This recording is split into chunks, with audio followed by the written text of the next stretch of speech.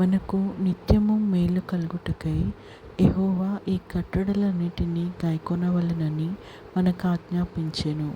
ద్వితీయోపదేశకాండము 6:24. పరలోకమందున్న మా తండ్రి, నీ నామము పరిశుద్ధపరచబడును గాక. నీ రాజ్యము వచ్చును గాక. నీ చిత్తం పరలోకమందు నెరవేర్చున్నట్లు భూమి యందు నెరవేరును గాక. మా అనుదిన ఆహారం నేడు మాకు దయచేయము. ఇతరులు మా ఎడల చేసిన అపరాధములను మేము క్షమించిన ప్రకారము మా అపరాధములను క్షమించుము. మమ్మల్ని శోధనలోకి తేక కీడు నుంచి తప్పించుము.